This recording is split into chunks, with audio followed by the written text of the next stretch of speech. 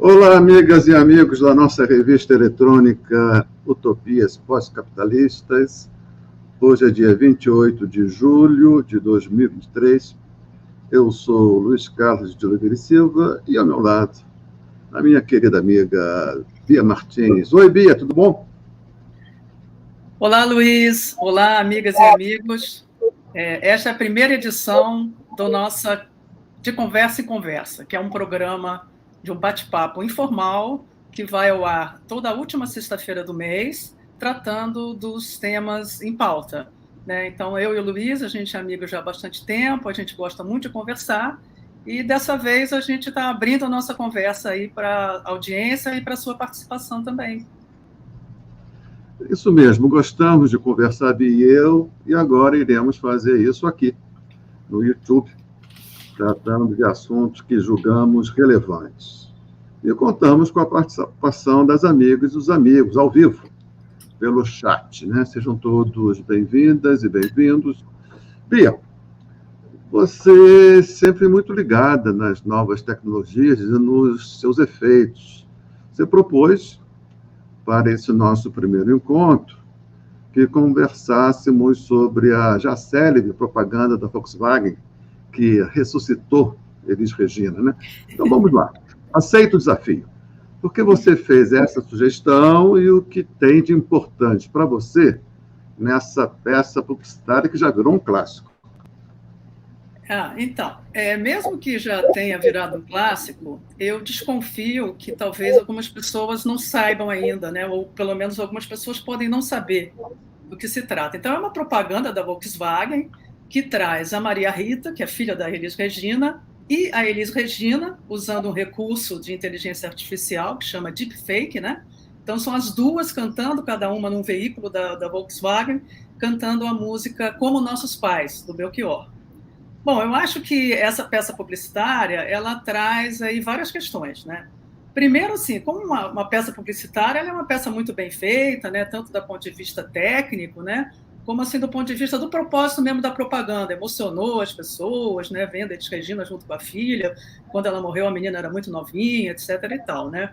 Mas a mim, o que de cara assim, me espantou foi assim, tanto a imagem da Elis Regina, que sempre foi muito irreverente e bastante crítica, né, à ditadura na época. Ela não se exilou, ela vivia aqui no país, mas ela sempre que podia, de alguma maneira, né, assim, mesmo que mais sutil, mas ela sempre se manifestava contra a ditadura, fazendo propaganda da Volkswagen, que é um ponto que várias pessoas têm levantado, né, que a Volkswagen apoiou explicitamente a ditadura, né? Então, também algumas pessoas falam, mas aí até o próprio filho da Elis, João Marcelo Bosco, ele falou, um pouco difícil você passar esse pente fino aí de saber todas as empresas que apoiaram a ditadura, que você não poderia, enfim, fazer nada com essa empresa por causa disso. Mas a Volkswagen não, a Volkswagen teve uma participação efetiva, inclusive em determinado momento, há poucos anos, ela fechou um acordo aí milionário para compensar as pessoas que foram prejudicadas por essa ação, perseguiu funcionários, né, etc., né?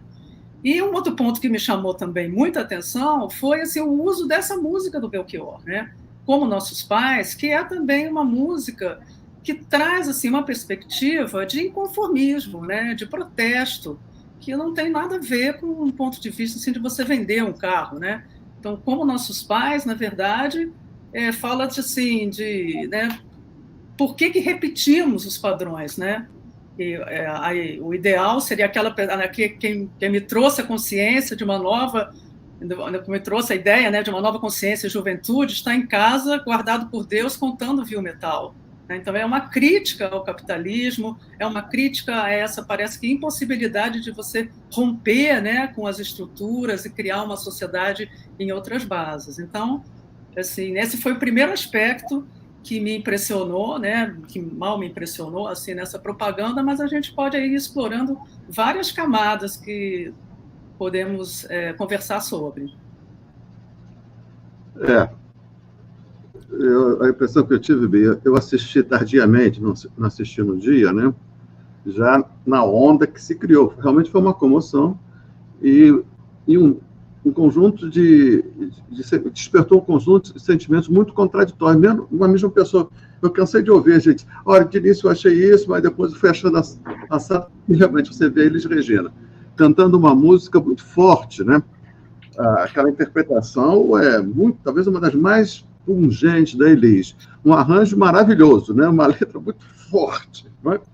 E você vê a Elis rediviva, cantando isso com a filha. Né? Isso tudo empacotada pela Volkswagen é muito assunto. Realmente não dá para sentar e ficar tranquilo diante daquilo, né, Bia?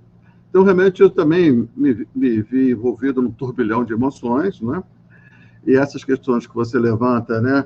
Uma traição à Elis, uma traição ao próprio Belchior, eu acho que isso está colocado, mas eu acho que a gente pode aprofundar um pouquinho mais. Então, eu gostaria, Bia, você que é da área, né, fazer aí provocar você para a gente trabalhar com a diferença, né? Parece que na publicidade tem, na teoria da comunicação, uma diferença entre publicidade e propaganda, não é isso, Bia? Tá. Publicidade vende produto, né? E propaganda vende ideias. Eu posso dizer, queria que você me confirmasse ou não, que em toda publicidade tem algo de propaganda. Com certeza. Com certeza. Pode ser que nem toda propaganda tem publicidade, mas em toda publicidade tem uma propaganda. E, nesse caso, acho que isso é muito importante a gente perceber que propaganda está atravessando essa publicidade. A publicidade é da Volkswagen mostrando ao público que agora está investindo numa nova linha de automóveis elétricos, não é isso? Esse seria o novo sempre vem, agora essa gasolina, Elis Regina. Agora temos carro elétrico Maria Rita. Então, essa passagem Elis Regina Maria Rita corresponde à passagem gasolina, carro elétrico, é um progresso, e a ideologia do progresso é a propaganda subjacente. Então, o que nós temos aqui?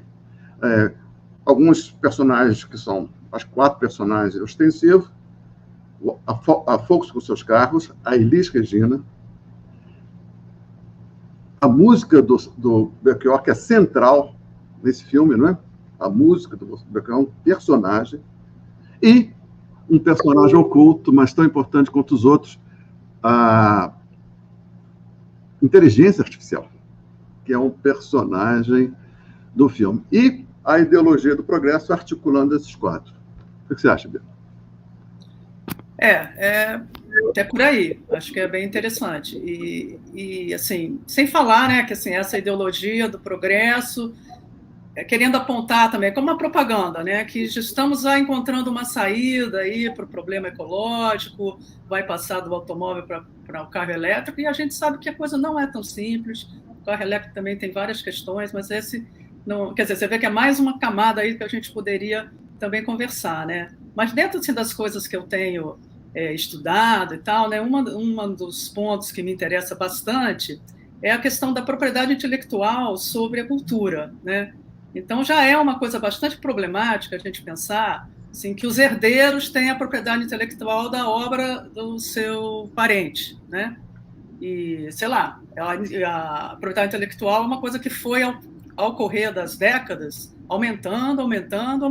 Então, agora são 70 anos depois da morte do autor, a família ainda detém essa propriedade. Então, isso já é questionável, porque muitas vezes o desejo da família vai contra, vamos dizer assim, o desejo público, né, de acesso à cultura, como já aconteceu algumas vezes, inclusive aqui no E, Brasil. no caso, inclui até a imagem dela, né? Não só a obra, como a própria imagem. Não, né? pois é, eu ia fazer esse segundo movimento, né? Então, agora você vê que a propriedade, além da propriedade intelectual, então a família também detém o direito sobre a imagem daquele artista.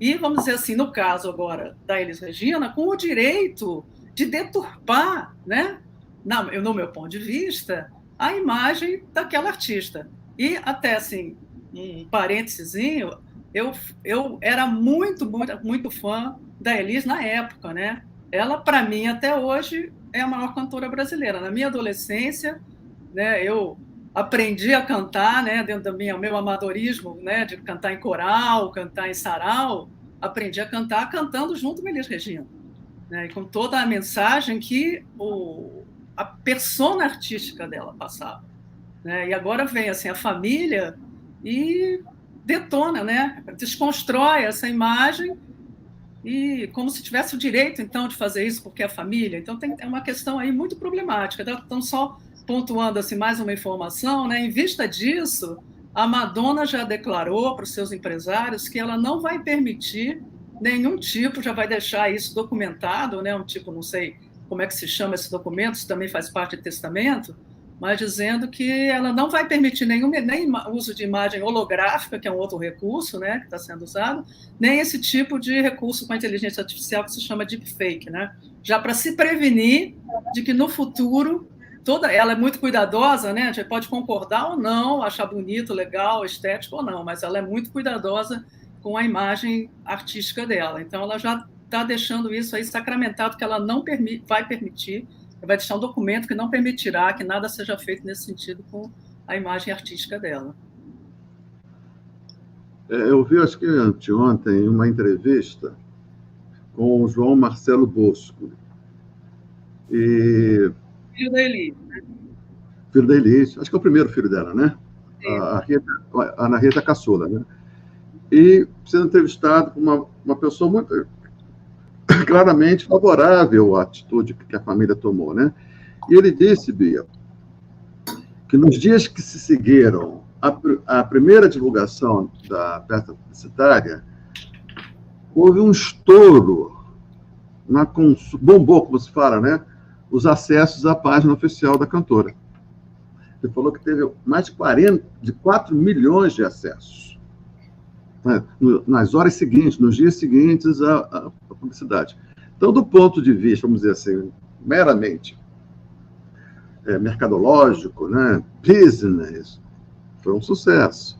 Agora, as questões que você aponta, né, são questões que, que precisam ser enfrentadas. Inclusive o CONAR, né, que é a agência reguladora, né, você soube disso, né? A agência reguladora da publicidade entrou com um processo. Não sei em que instância que ele entrou com esse processo, arguindo o direito do consumidor, dizendo que aquilo era uma propaganda enganosa, né? Então, realmente, as repercussões, né, desse ponto de vista aí, mas até que ponto a família é proprietária da imagem, da obra tudo bem, mas da imagem, né? Mas a imagem, a extensão da obra, a obra, a extensão da imagem, isso está aí discussão. Mas tem outras questões também, né, Bia? A questão uma coisa muito, quase que cruel, foi a apropriação da obra nos termos como foi apropriada da obra do Melchior, do Belchior, porque realmente, para uma pessoa da minha idade, com as referências que eu tinha, aquela obra ali era muito claro o que ela estava querendo dizer. Quando ela diz assim, você talvez não tenha essa referência, Bia, porque você é bem mais jovem do que eu, mas para a gente da minha geração é evidente de quem ele estava falando. Quando ele fala assim, você que deu uma nova consciência e juventude, está guardado com Deus, contando vivo metal. Isso tinha nome. Era o Luiz Carlos Maciel. Entendeu? Que era que escreveu um livro célebre entre os jovens, A Nova Consciência, né? Que era um reflexo no Brasil da contracultura estadunidense, sobretudo. Entendeu? Ele escreveu no Pasquim, era um guru da underground, da contracultura, né? Fazendo uma crítica ao racionalismo dominante no Ocidente, revalorizando a cultura oriental. Então, ele era assim, uma espécie dos chefes dos hippies. E, naquele momento, ele virou um funcionário da TV Globo, um redator da TV Globo. Né? Então, quando ele diz assim, o novo sempre vem, mas é como se estivesse também dizendo, o novo sempre envelhece, porque ele é capturado. Não é? Então, o que aconteceu? Era uma crítica a essas capturações que é capturado pela Volkswagen no sentido oposto ao que queria dizer o nosso amigo Belchior, né, Bia? Pois é. Então, a gente pode falar o quê? Que isso é uma meta-apropriação, né? Uma coisa assim, né? Que conseguiu chegar nesse nível. Da apropriação. Né? Apropriação da apropriação. Então, esse processo que você mencionou da CONAR, né? O CONAR, ele é um órgão de autorregulamentação publicitária. Então, ele mesmo abre o processo, ele mesmo vai analisar esse processo, tem 45 dias para isso, né? E eu achei que eu vi também, talvez uma outra entrevista mais curta com o João Marcelo Bosco, logo em seguida, quando ele dava esses dados que você mencionou, né? Aí a gente pode pensar também, tá bom, mas que artista é essa que as pessoas estão vendo, estão ouvindo no Spotify, né? Como a gente estava conversando, não é muito mais a Elis Regina, não tem toda aquela persona dela, né? É uma voz a mais que pode se confundir aí com outras vozes, e você vai dizer, essa voz é bonita, gosto dessa interpretação, mas não está inserida, né, em toda a obra dela, né? Que é uma outra aspecto assim que a gente pode falar também. E a CONAR, um aspecto do processo deles que eu achei interessante é que eles falam da confusão, né, no processo a argumentação deles, a confusão criada entre a ficção e a realidade. Porque eles alegam que muitos jovens vão pensar que a Elisa é uma cantora. Quem é essa cantora aí, jovenzinha, que apareceu agora? Né? Nem tem essa referência de que a Elisa é uma cantora que teve essa obra X naquele momento, dentro de todo o contexto. Então, é uma confusão entre a ficção e a realidade, que é um outro tema aí que a gente pode tocar, né? Que tem a ver com esse mundo que a gente vive hoje em dia, né? Com a inteligência artificial, ainda assim, piorando bastante mais toda essa questão da desinformação, né? Que se a gente já vive, né, na internet, isso que a gente não sabe mais, né, o que é... A gente tem que ter cuidado, né? Gente, que eu falo assim, a população que não tome muito cuidado, o que é realidade e o que é ficção, o que é verdade e o que é mentira. Agora, com o uso, então, de dispositivos como esse, do deepfake, então você vai ver vídeos de pessoas fazendo coisas que elas não fizeram. Você imagina isso na vida pessoal de cada um, né? Mostrando o marido traindo a mulher que não aconteceu, ou então na vida de artista, na vida de políticos, então durante a campanha eleitoral, né? E aí então daí eu trago essa provocação para você, né? Que é o tema da pós-verdade, né? Como é que esse recurso leva esse tema do problema da pós-verdade aumenta exponencialmente, né? Esse risco, né? Nós podemos dizer que é um passo adiante. A questão já não é nem mais a pós-verdade, é a pós-realidade. Né? Se a verdade é uma narrativa adequada à realidade, né? Está chovendo, estou dizendo, uma narrativa. Aí você abre a janela, realmente está chovendo. Então, eu disse uma verdade. Né? Então, a pós-verdade é o seguinte, a narrativa ela vale em si. Ela não precisa mais remeter a algo fora da narrativa para se legitimar. Isso é pós-verdade, né? A narrativa cria a realidade. Agora temos um passo adiante. Não tem mais realidade. Temos realidade real e temos uma realidade que está sendo cuja realização dessa realidade está a serviço de interesses muito concretos, né? Como no caso da Volkswagen, que apropriou-se da imagem da Elis Regina, ok, autorizado pelos filhos, e se apropriou o seu modo da música, né? Valendo-se apenas do refrão, o novo sempre vem. Né? A música do menino, do Belchior, ela é interessante porque ela é atravessada por dois sentimentos estranhos. Um lamento, né? Reconhecendo aí que os jovens foram capturados, né? o sinal está fechado para nós. Nós que somos jovens. Quem é que fechou esse sinal? Os novos de ontem. Luiz Carlos Maciel, que era novo ontem, tornou-se velho. Essa engrenagem. Mas, ao mesmo tempo, ele tem uma esperança. O sinal está fechado para nós que somos jovens, né? Que acabamos, né? Porque esses jovens de ontem, eles saíram, é uma espécie de ressaca do movimento hippie. Eles foram, né, ser mordido por mosquito, né, fazer cocô no mato, morar em cabana, mas chegou um momento cansado. E voltaram para os ar-condicionados da casa do papai e mamãe. Né? Então, é isso que ele está falando, dessa ressaca. Né? E não fizeram apenas isso, fecharam, bloquearam os caminhos para essa nova juventude. Então, tem um lamento, né? Porque os sinais estão fechados para nós, pelos velhos e pelos novos velhos, mas há uma esperança, porque o novo sempre vem. Então, a TV Global, a Volkswagen recorta o novo sempre vem, e quando, na peça publicitária, chega nessa parte da canção, o novo sempre vem, aparece uma bomba, né, abastecendo um carro. É uma imagem que todo mundo conhece, mas quando ela tira, não tem mais aquele sifão que introduz a gasolina. É um esquema elétrico. Exatamente nesse momento. É o novo que sempre vem. Mas esse novo que veio, claro que ele é uma vantagem, é um progresso em relação à gasolina, mas está tão capturado como a gasolina esteve, né, Bia? Essa questão do novo, né, que eu acho bastante interessante, como é que é deturpado. Bom, eu não sabia essa história do Luiz Carlos Maciel, realmente, embora eu conheça mais ou menos a figura dele, não sou tão jovem, mas é uma diferença que já pula, né, a edição do livro dele, eu já o conheci, já, sei lá, talvez já com uma referência, mas não sabia dessa passagem dele, né. Arlindo, bota o rosto da Bia aí, cara, estou me vendo aqui. Eu vou falando, aí todo mundo pode me ouvir, né? Mas eu ligava isso aos baianos, até porque eu acho que eu ouvi alguma declaração do Belchior em relação aos baianos, né, ao Gil e Caetano. Deixa eu fazer um adendo. Tem uma outra canção que fala assim,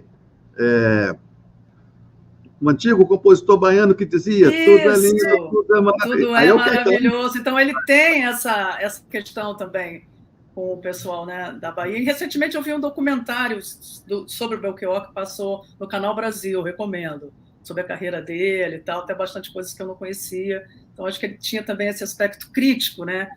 Porque ele queria, até o final da vida dele, ele tinha uma intenção de que a obra dele, que a arte dele pudesse, de alguma maneira, mudar o mundo. Ele fala isso nesse documentário, né? Não talvez mudar radicalmente tudo, mas na medida do seu universo, do seu território ali, ou chegar a mais pessoas, conseguir passar aquela mensagem, né? Então, acho que quando ele fala desse novo, para mim, tem a ver com isso, com essa esperança desse novo que possa se insurgir, né, contra aquilo que limita, que amarra, né, dentro da sociedade patriarcal, dentro do capitalismo, né, etc. e tal. E vejo como isso foi né, capturado, deturpado, né, por essa propaganda que é simplesmente o novo como inovação, né? E assim uma ode ao novo, viva o novo. Não é isso, né? O novo também tem a sua qualidade, tem novos caminhos que podem ser caminhos bons e tem novos caminhos que representam apenas, enfim, mais desdobramentos do mesmo, né? Que não é um novo, que na verdade é o mesmo, né? Então acho que se trata disso também, nessa questão aí, desse trechinho dessa música. E uma coisa legal que também eu observei, que eu até revi a propaganda para checar isso, né? É como eles são trechos da música que aparecem, né? Os trechos que podem suscitar ali, né, uma visão mais crítica foram cortados, como esse, né, que a gente já comentou. Por isso, cuidado, meu bem, há perigo na esquina, eles venceram e o sinal está fechado para nós que somos jovens, né? Então, se fala de uma vontade de mudança. E hoje eu sei que quem me deu a ideia de uma nova consciência e juventude está em casa, guardado por Deus, juntando o metal. Não aparece nessa propaganda, foi cortado. Né, Luiz? Foi cortada não sem razão, né, Bia? realmente eles fizeram, né? Eles são muito bons, né, cara? Eles sabem fazer isso à perfeição, esse tipo de manipulação, né, de sentimentos, porque são muito competentes. São muito competentes, muito competentes. Digo, salve a minha cara aqui, deixa eu... Ok. Então, Bia, esse negócio do novo... Eu acho que há uma certa ingenuidade no Belchior, tanto nessa música, como essa que você citou, um antigo compositor baiano, né? Ele já colocando Caetano e o Gil nesse lugar no qual se encontrava já o Luiz Carlos Maciel, entendeu? Como se o novo fosse uma virtude em si. Acho que aí ele padece também, o Belchior, em alguma medida, da ideologia do progresso, né? A ideologia do progresso é o seguinte: o que vem depois é necessariamente, por vir depois, superior ao que estava antes, né? Se isso é verdade, era verdade, no plano tecnológico, ou seja, né? A indústria a vapor é superior produtivamente às anteriores, isso cria um paradigma. Tudo que vem depois, a versão 2.0 é superior a 1.0 porque ela superou, né, os impasses, os erros, os equívocos, a má performance da versão 1.0, e aí o 3.0 é superior a 2.0. A própria novidade se legitima a si mesma. Isso é a ideologia do progresso. Já não podemos dizer isso, né? Porque para a gente, temos claro, alguns mais, outros menos, de que, deixando as coisas ao sabor do seu progresso imanente, o que está colocado em risco é a própria sobrevivência da humanidade, se não da natureza, não é? Então, quer dizer, nós temos que ser um pouco mais críticos em relação à novidade pela novidade e o novo pelo novo.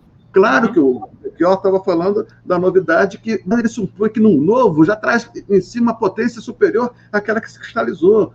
Eu não sei se isso pode ser dito assim, de uma maneira que me pareceu, em alguns momentos, ingênua por parte do Belchior. Então, como eu disse, eu não sei. Isso teria que estudar melhor a obra dele e tal, né? Mas, para mim, me passou num outro sentido, que o novo dele teria a ver com com um aspecto revolucionário, vamos dizer assim, nem que não seja exatamente socialista, mas de uma revolução de costumes, de uma revolução de uma sociedade mais justa, etc., né? Não sei se é por aí, mas minha interpretação é essa. Agora, achei interessante o que você colocou, e acho que você me deu uma deixa aqui, né? Sobre, na tecnologia isso acontece. Só que não, né? Isso também é uma coisa de uma propaganda, né? De acreditar que tudo que é novo na tecnologia é melhor, né? Na verdade, essas inovações tecnológicas, hoje, especialmente ainda, né, elas servem muito para impulsionar o mercado, né? A gente tem essa obsolescência programada, então sempre você vai ter que trocar os equipamentos porque eles seriam melhores. Mas as próprias tecnologias em si, né, existem estudos sobre arqueologia das tecnologias, né, mostrando que não mesmo assim, necessariamente as melhores tecnologias foram as que foram desenvolvidas, né? As que foram mais desenvolvidas e que ganharam maior escala foram as que atenderam também determinadas critérios aí de progresso econômico, né? Progresso como você está trazendo. Até tem uma informação, tem um dado que eu li também, não conheço isso em profundidade para poder aprofundar mais, né? Mas, assim, é que a China... Por que a China demorou tanto, né, a entrar na Revolução Industrial? É porque ela não quis, né? O desenvolvimento chinês se deu numa outra direção, né? Enquanto o Ocidente foi progredindo, né, dentro da Revolução Industrial, não sei o quê, a China foi por um outro caminho, porque se contradizia um pouco com o funcionismo e tal, né? Então, são coisas bastante mais complexas. Assim, a tecnologia não necessariamente, o 2.0 é melhor do que o 1.0, ou uma nova tecnologia é melhor do que uma passada, e muitas coisas foram deixadas pelo caminho, em termos de desenvolvimento tecnológico, porque não atenderam a demandas econômicas, né? É a ideologia do progresso que diz que 2.0 é superior a 1.0, né? E essa ideologia, acho que já foi mais forte do que é hoje, né? Até os anos 60, ela era imbatível, porque estava cristalizado nas consciências, tanto a direita quanto a esquerda. Na esquerda, mais do que a direita. A direita tinha uma posição mais crítica quanto a isso. E dizia o seguinte: há um progresso tecnológico implica um progresso humano. Está dado. Se tem progresso tecnológico, isso acarreta progresso humano. Então, claro que há muitos anos nós já não podemos dizer isso e começamos a dizer justo o oposto. Né? Há movimentos até que pedem uma moratória para de progresso tecnológico. Vamos pegar, porque o nosso problema, o problema do Brasil, problema de fome, de saneamento básico, de educação deficiente, de pobreza, de desigualdade social, todos os nossos principais problemas, nenhum deles não é resolvido por falta de tecnologia, nenhum. Nós temos já largamente tecnologia capaz de resolver todos esses problemas. O nosso problema não é falta de tecnologia, o nosso problema é falta de tecnologia política. Não é? Então, realmente, ver o Belchior ser apropriado, né, nessa ode ao novo, aquela propaganda realmente é um troço lamentável. Mas, Bia, também gostaria de trazer a discussão aqui uma outra coisa que, ao meu ver, responde um pouco dessa inquietação. Essa publicidade inquietou. Né? Ela foi, talvez, a publicidade que mais impacto, não me lembro de outra, causou na audiência.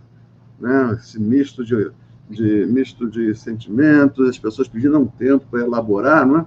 Eu acho que tem uma coisa aí que atacou talvez mais inconscientemente do que a consciência das pessoas, que é a questão da produção de realidade por mecanismo de, assim chamado, inteligência artificial. Né? Porque é como se estivessem retirando dos nossos pés um solo comum de experiência, que é aquilo que chamava de realidade. Né? A realidade era para mim tal quanto é para você. Então, nós temos um solo comum de experiência, o que permite desdobramentos de comunicação, de articulação. Agora é como se estivesse tirando de nós essa base comum, que é uma mesma realidade para todos. Parece que uma mesma realidade para todos, essa experiência está com seus dias contados, não é isso? Pois é, a gente começou, né, a virada do ano aí com o ChatGPT, né, que foi ali um grande impacto aí para todo mundo. Que a inteligência artificial ela já existe aí, pelo menos desde a década de 50, mas ela se popularizou, né, de uma maneira muito massiva, assim, agora a partir do ChatGPT, né, que aí também trouxe várias outras questões, né, então trouxe aí um fantasma também, né, do que a inteligência artificial pode fazer, se ela vai substituir o humano, toda uma discussão aí, outra que a gente pode até também conversar sobre isso aqui agora ou depois, né? Mas sobre o que você fala, vamos dizer assim, a gente está tratando aqui de um aspecto específico, né? Que é a deepfake, então que é a capacidade de criar imagens que parecem reais, né? E que podem substituir, né? Uma visão aí de realidade, como eu mencionei, né? Pode fazer uma imagem aí de um político importante recebendo uma grana ali, você vê ele falando, recebendo uma proposta, mas aquilo não aconteceu, como é que você vai conseguir separar, ou a pessoa não vai, não, mas olha aqui, tá, eu estou vendo, está aqui, estou te mostrando, estou vendo, tá. Se eu estou vendo, é a realidade, essa é a nosso parâmetro, né? Agora, uma coisa que me trouxe também, me levou a pensar nessa propaganda, nessa publicidade, né? Foi a própria questão assim da história e da memória. Você está falando aqui, trazendo a pauta, né? A realidade atual. Então, nós não vamos mais compartilhar do mesmo solo aí da realidade atual, mas vai além, né? Porque também é em relação ao passado, como essa publicidade traz isso à tona, né? Essa possibilidade. Então, pode se mudar também o passado através desse recurso de deepfake. E aí você vê, né? A história, então, fica muito mais... Tem uma meio piada nessa história que no Brasil, até o passado é indefinido, né? Uma coisa meio assim, né? Então, isso vai ser assim... Pode ser de uma maneira muito mais, enfim, abaladora aí, né?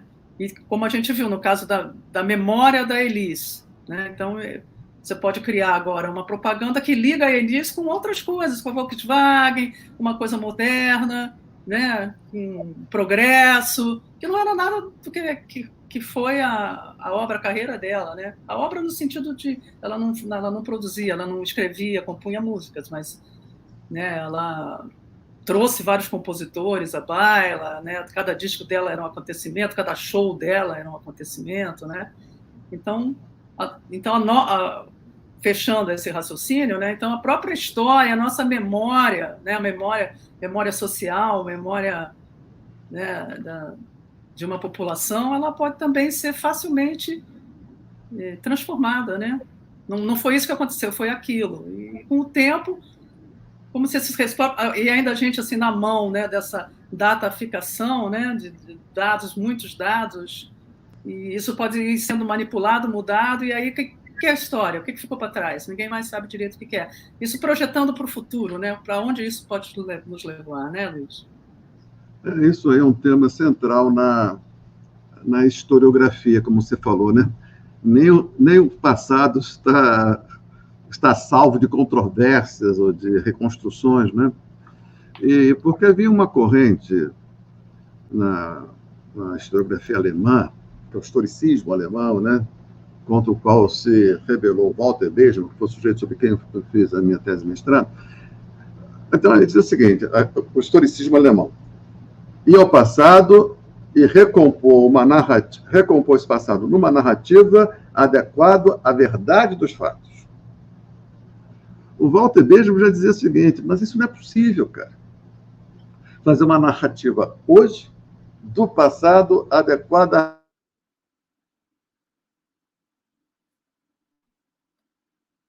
Você ficou sem som só para mim?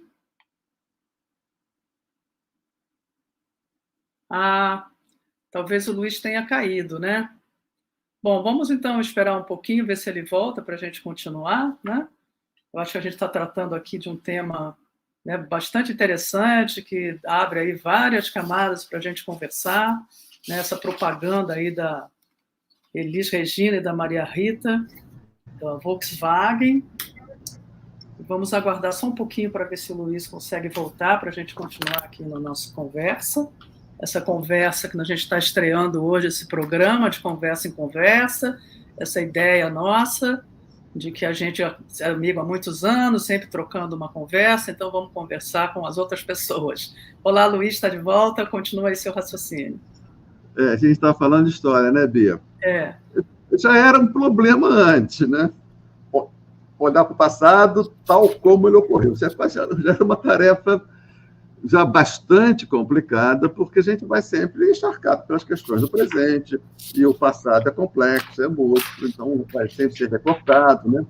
Isso já era suficientemente complicado. Agora, com a possibilidade dessas manipulações de imagem, né, essas questões adquirem uma complexidade muito grande. O que nos remete, isso, Bia, que as inteligências artificiais, esse deepfake, sobretudo, né, nos traz a agudização de um problema que eu posso dizer que estava na origem da filosofia ocidental. Sócrates, Platão, Aristóteles, que são um dos pais fundadores do Ocidente. Os outros pais fundadores do Ocidente é o cristianismo, né? Então, qual a questão que eles enfrentaram ali na Atenas? Exatamente essa. Claro que não nesses moldes. O que é verdade e o que não é. O que é verdade é a criação de realidade.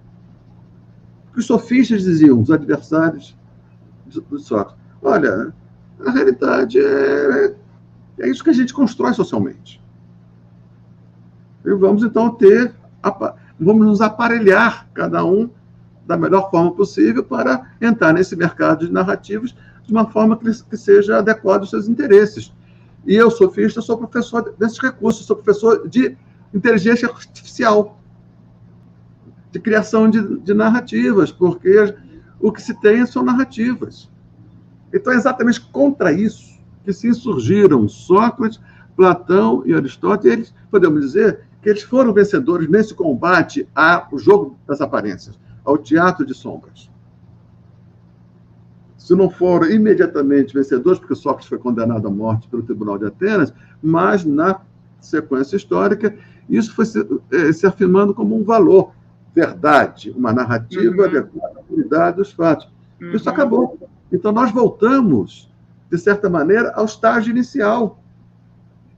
Só que nós não podemos mais lançar a mão daquele antídoto, daquele remédio que foi consagrado por Sócrates para Aristóteles, porque a verdade ela também está trabalhando. Então, há uma circunstância histórica muito favorável ao império das narrativas. Eu acho que isso veio para ficar. E isso vai se radicalizar na medida que vão se aprimorando no progresso da técnica esse instrumento. Então, nós temos que fazer uma outra educação. Qual é a educação? Porque a educação até então, que nos era fornecida, é o seguinte: saiba distinguir o falso do verdadeiro. Agora, não tem falso verdadeiro, tudo é narrativa, tudo é construção. Então, qual é a ética, qual é a moral, qual é a política que nós devemos nos orientar e aos nossos filhos? Pois é. O que você está falando assim, sobre história, né, eu fiquei pensando, na verdade, de um tempo para cá, não sei precisar, mas a gente começou a ver várias revisões históricas, né, a partir assim, da premissa de que a história é feita pelo vencedor, né, a história é feita pelo opressor. Então, a gente começou a ver assim, várias camadas, aí, né, os negros, né, e mesmo historiadores revendo vários fatos, né, dessa história do Brasil, né, o Brasil é um país pacífico, imagina que é um país pacífico, vamos né, refazer essa história e contar essa história de verdade, todas as revoltas que já houve no Brasil, né? E, enfim, cada parte aí da população tem uma história que foi abafada, né? Então a gente estava vivendo esse período de trazer todas essas que não são só assim narrativas, que às vezes narrativas parece que a narrativa você pode criar, aqui eu invento uma narrativa e jogo, não é só isso, são, né, pesquisas, né, históricas para trazer visões de mundo, trazer memórias, né? Então, por exemplo, ontem eu fui aqui no CCBB, aqui no Rio de Janeiro, na exposição do Heitor dos Prazeres. Não sabia que a importância que esse artista negro teve na cultura. E lá havia muitos negros vendo essa exposição, né? Eu prestei atenção nisso. Então, você vê que hoje existe, né, um reconhecimento maior deles mesmos, da importância que tiveram, então toda essa mobilização por uma história que possa representar, de fato, todos esses segmentos, né? E aí a gente é atropelado com essa nova tecnologia que veio para embaralhar, né, as coisas e trazer esse desafio. Aí você fala, o que a gente faz com isso, né? Eu acho que isso está em debate aí para todo mundo, né? É uma coisa que está realmente desafiando o pensamento, inclusive uma coisa que você falou, né, da moratória, né, os próprios desenvolvedores da inteligência artificial propuseram de fazer uma moratória por 6 meses, mas que eu saiba isso acho que não vingou, né, mas o que resta realmente, eu acho que resta sempre a educação, né, que a educação já é tão frágil, né, temos esse problema, não só no Brasil, como vários países aí do sul global, né, que ela já é tão precária, mas a educação deveria incluir também, assim, o se apropriar mais, né, de entender melhor como é que funciona a informação, a tecnologia, para, como dizer, eu e você, a gente acha que está mais capacitado, né, para identificar o que é uma deepfake, né, o que é um texto produzido por uma máquina ou um texto produzido por uma pessoa. A gente tem alguns recursos. Por que a gente tem esses recursos? Como é que a gente desenvolveu isso? Então, acho que dá para criar uma metodologia, isso é possível, tá? Vai ter que saber se vai haver uma visão disso, né?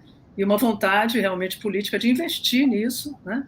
Para que as escolas, desde pequenos, já possam, os jovens já possam se apropriar dessas ferramentas para saber identificar. Eu sei, por exemplo, né, só fechando aqui o meu raciocínio, que na Finlândia existe um programa já nas escolas para fake news. Agora foi atropelado aí pela inteligência artificial, mas então eles já estão no meio do caminho, né, que aí ensina os jovens os macetes ali, como é que você percebe, como é que você checa a informação, quais são, né, as coisas que dá para você perceber que aquilo é falso. Então, isso está ao alcance, mas a gente vê tanta precariedade, né, na educação, e também existem aí vontades políticas contrárias, né, que isso fica realmente bem mais complexo. Porque você diz, nós temos filtros, mas esses filtros que nós temos foram conquistados muito lentamente ao longo de muitos anos, né? Uhum. A gente não nasceu com esses filtros, né? Uhum. E foi uma vida toda que nos permite agora, não, peraí, eu desconfio disso, isso aqui não me parece razoável, né? Então, como é que você transporta essa experiência de vida? Eu não posso transportar a experiência de vida, né? Porque a experiência de vida só se adquire vivendo, né? Mas é possível, meu ver, como você está dizendo, é possível, talvez seja possível, incorporar na cesta básica da educação, não para o mercado de trabalho, mas para a cidadania, esse tipo de coisa. Né? O CONAR, né? O CONAR falou o seguinte, para estar caminhando, colocar nas propagandas, dizer assim, isso aqui é de fake, né? Como você coloca no leite. Uma vez eu vou comprar um leite, estava lá na prateleira do leite, uma caixinha idêntica à caixinha de leite. Só que estava escrito aqui embaixo, bebida láctea. Foi uma ideia. Porque não leite? Eu já fiquei... Né? Então, não é leite. Então, alguma lei da CONAR, do CONAR obrigou, né? Mas era caixa de leite na prateleira do leite. Então, essa medida vai acabar sendo feita, mas daí, cara? Né? Aquelas... não contém glúten, né? Vai botar lá, não contém glúten. Isso não é CONAR, isso é vigilância sanitária, né? Essas coisas aí isso aqui contém tipo fake, entendeu? Vai caminhar nessa direção, mas como é que a gente se arma espiritualmente para o mundo? Assim, a realidade já não é mais o solo comum, que era uma experiência muito arraigada na nossa psique. Né? A subjetividade, a sua, diferente da minha, ok, eu respeito a sua, mas o chão que nós estamos pisando é o mesmo. Né? Então, não é na minha subjetividade que eu vou ter acordo com você, e sim no campo da realidade que a gente vai abrir mão, de certa maneira, da minha subjetividade, você abre da sua, e a gente vai entrar num acordo, mas baseado na realidade. Eu não tenho mais essa realidade, que essa realidade, muitas das vezes, pode ser produção de máquinas, né? E cada vez mais, e o metaverso, que a gente nem falou aqui do metaverso, né, Bia? Então, mas antes do metaverso, que eu acho que o metaverso, para mim, como é que se fala? É vender terreno na Lua. Entendeu? Não existe o metaverso. É uma tecnologia que exige que você usar uns óculos que o cérebro humano rapidamente fica esgotado com aquilo.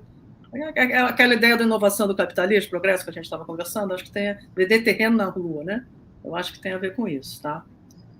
Mas, assim, então, eu queria falar do seguinte, né? Primeiro, assim, então já existem agora, a inteligência artificial chegou atropelando tudo, então vários países, inclusive o Brasil, estão pensando numa regulação, né? O que fazer, como regular. E uma das coisas que você falou, né? Então, eles têm que escrever, tem que estar ali em algum lugar. Isso é inteligência artificial. Então, uma das coisas previstas é que as imagens produzidas por inteligência artificial teriam que ter uma marca d'água. Então, todos os softwares, né, aplicativos, seja lá o que for, que possibilitem essa criação, teriam que ter uma marca, né, que pudesse ser vista e, com isso, pudesse ser identificado, né, que aquilo ali é inteligência artificial. Mas eu acho interessante, sempre acho interessante, né, até nos estudos que eu fiz de mídia, a gente pensar um pouquinho, relativizar um pouco as coisas, num certo sentido, né? Porque, veja bem, você falou, a gente tem um solo em comum, mas do que é feito esse solo em comum, do que era feito que a gente tinha, né? Então, assim, qual o papel da mídia de massa na conformação desse solo comum, né? Que a gente também, por muito tempo, criticou porque havia ali um pensamento hegemônico a respeito de determinados assuntos e havia uma mídia que, né, era a televisão, o jornal, o rádio, que eles emitiam aquela informação que a gente discordava e aí fazia o pasquim, o jornal Movimento, para se contrapor aquilo que tinha uma circulação pequenininha em comparação com a audiência, né, que a televisão, que o rádio tinham. Então, e a gente vê, por exemplo, até hoje, né, o neoliberalismo. Como é que tantas coisas são naturalizadas, né, toda essa exploração, né, tanta gente trabalhando precariamente. Aqui no Brasil, pouquíssimos que ganham não sei quantos bilhões e não pagam imposto. Como é que isso é possível? Como é que se sustenta? Isso não precisa de inteligência artificial, isso sustenta. né? Então, a gente já vive numa produção de realidade, né? Só que agora isso vai estar num outro nível que vai nos confundir, poderá nos confundir ainda mais com fatos aí ligados a uma dinâmica, né, do dia a dia, da política e etc., né, podendo atingir de forma muito prejudicial a vida de cada um, assim, de uma forma pontual, né? Mas a gente já tem uma realidade produzida, né, que também já está aí, né? Você não acha, Luiz? Bia, acho que você tocou no ponto. Quando eu falei que nós tínhamos além das subjetividades distintas, um solo comum, esse solo também é uma construção social. É. Né? Então, de certa maneira, nós somos agora obrigados a reconhecer que nós estávamos sobre uma camada de gelo. Né? Desde ali, de o aquecimento global, aí a gente dançou. Ela ficou fininha. Nós agora estamos prestes a mergulhar nas águas gélidas, né? Isso estadia, de certa maneira, naquele filme do Matrix, né? Mais ou menos dito isso, que é uma questão platônica, que é a questão da filosofia, o que é realidade. O que é realidade. Né? Só que aquilo era uma questão que as pessoas não percebiam daquela forma. O filósofo é aquele que foi fundo nessa questão, percebendo toda a profundidade, né? E a centralidade para o humano, para a experiência dessa questão. Agora, ela está na rua, está no redemoinho. Ela saiu do céu das especulações filosóficas, está na rua, nos atormentando como fato real, concreto. Por exemplo, a publicidade, da Volkswagen, nos joga na cara. Isso que até então foi uma vivência muito exclusiva. Torna mais explícito, né? E agora não temos mais o recurso da metafísica da verdade, Bia, que nos orientou nesses 20 séculos. Entendeu? Que criou uma camada sólida, só que era de gelo. Ele está derretendo. Agora nós temos que estar preparados para o enfrentamento dessa questão. E nós temos que dizer, oba, que bom.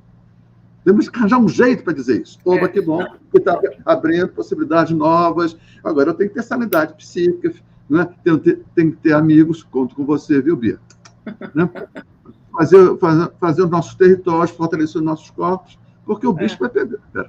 Agora, o bicho que está pegando é da condição humana, não é de outra condição.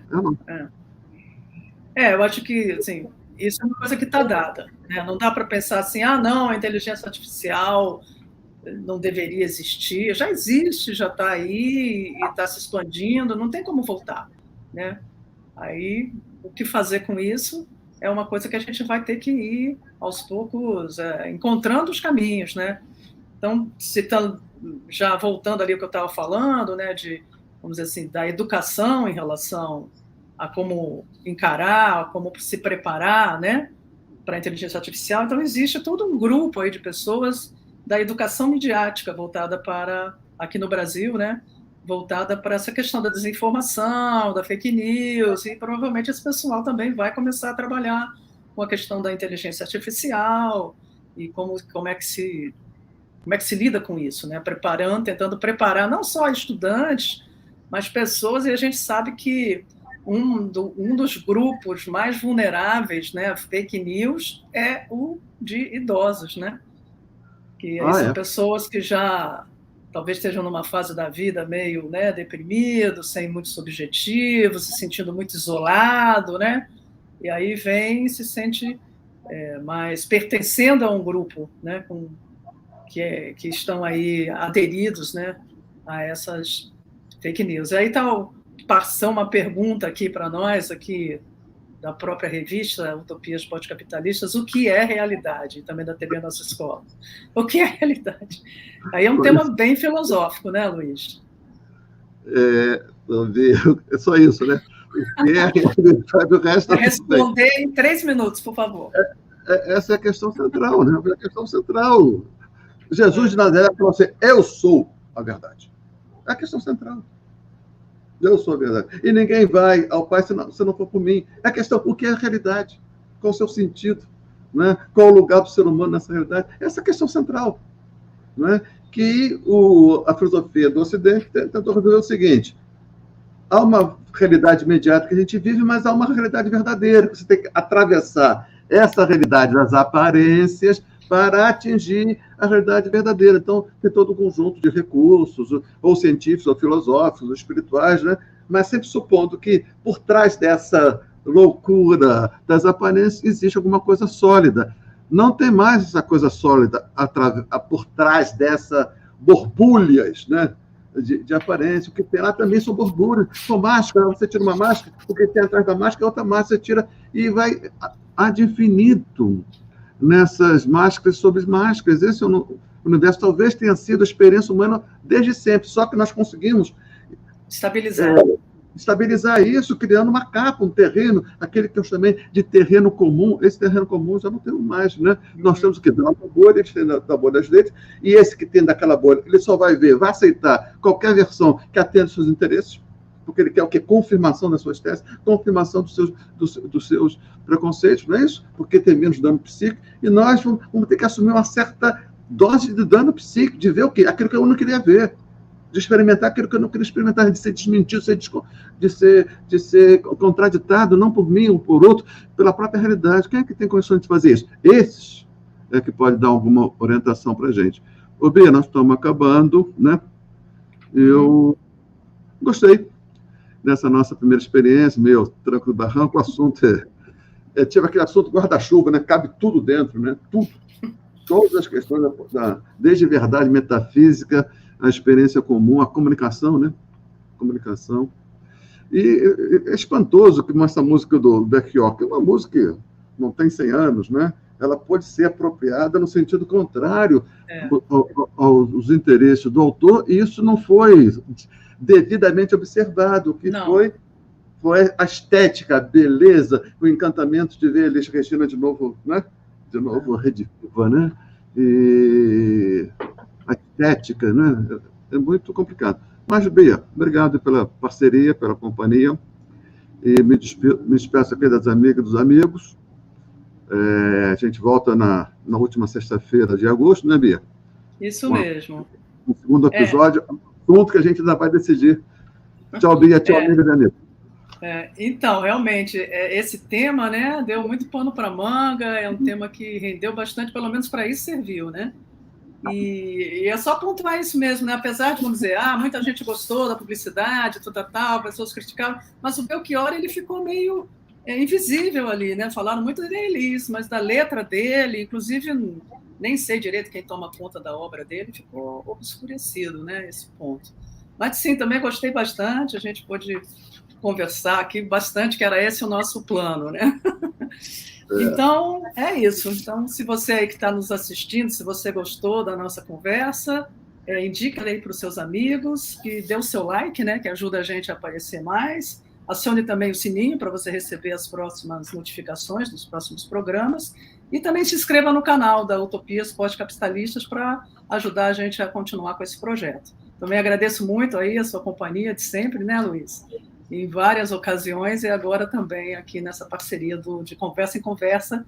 Então, nós nos vemos na última semana, na última sexta-feira de agosto, tá? Até lá.